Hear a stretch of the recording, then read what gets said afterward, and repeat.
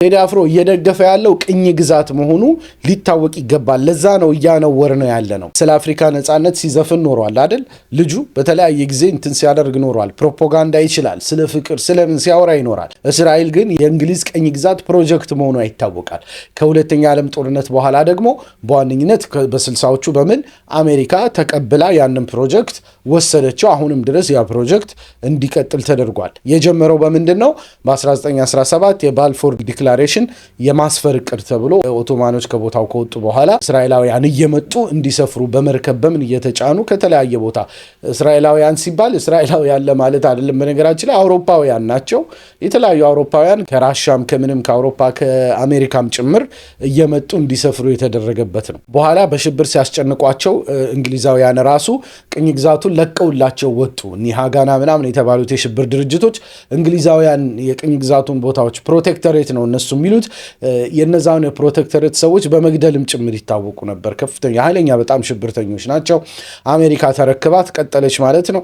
የአሜሪካ የመካከለኛው ምስራቅን የማፈራረስ እቅድ ዋና ማስፈጸሚያ እስራኤል ናት። በየቀኑ 19 ሚሊዮን ዶላር ትሰጣለች አሜሪካ ለእስራኤል።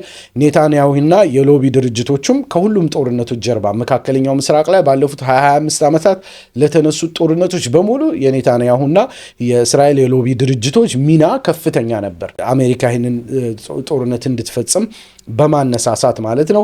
ብዙ የእስራኤል ገዢ መደብ አባላት አውሮፓዊ ናቸው። በነገራችን ላይ ብዙዎቹ አሁን ኔታንያሁ ብትሉ ሌላ ስም አለው። አሜሪካ እያለ የነበረበት ስያሜ ሌላ ነው።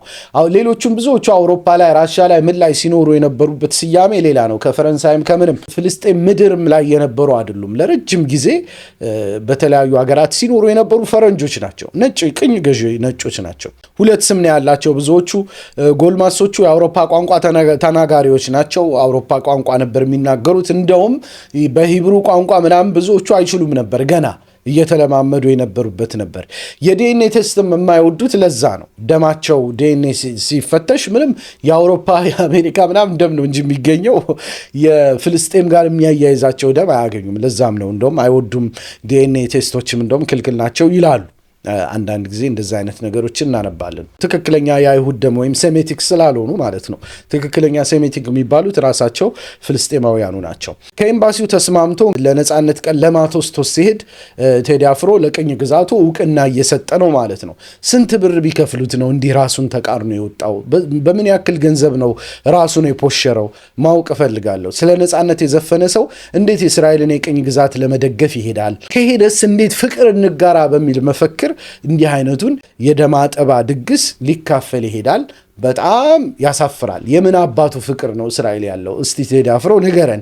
የትኛው ፍቅር ነው እስራኤል ላይ ያለው? እስራኤል የደም መሬት ናት። አንተ ራስህ አኬልዳማ ብለህ አልጠራሃትም ወይ? የምን አባቱ ፍቅር ነው ያለው? ንገረን እስቲ። አንተው ራሱ አኬልዳማ ብለህ አልጠራሃትም ወይ? ኢየሩሳሌም በሚለው ዘፈነ ማለት ነው። የትኛውን ፍቅር ልትጋራ ነው ሄድከው? የሰዎች በተጨፈጨፉበት በተዘረፉበት የበዓል ቀን ሄደህ ስለ ፍቅር ልታወራ ትንሽ ሼማ ይዝህም ወይ? እዚያ ያለው ፈላሻ ጭምር ተጨቁኖ አይደለም ወይ የሚኖረው? ሌላው ቢቀር ማለት ነው። እዚያ ያለው ክርስቲያን ራሱ ተጨቁኖ አይደለም ወይ የሚኖረው? በነገራችን ላይ ይሄ ራሱ በጣም ይገርማቸዋል። የኢትዮጵያ ክርስቲያኖች የሚያውቁም አይመስለኝም። ክርስቲያኖች በምን መልኩ እስራኤል ውስጥ እየተጨቆኑ እንደሚኖሩ ማለት ነው። ፍልስጤማውያን ሙስሊሞች ብቻ የሚጨቆኑ ይመስላቸዋል። እውነታ ግን እንደዛ አይደለም። አይሁዳውያኑ በተለይ አክራሪ የሚባሉት አይሁዶች በቤተ ክርስቲያን በር ሲያልፉ ሳይተፉ አያልፉም። ይህን ዩቱብ ገብታችሁ በስፋት ማየት ትችላላችሁ።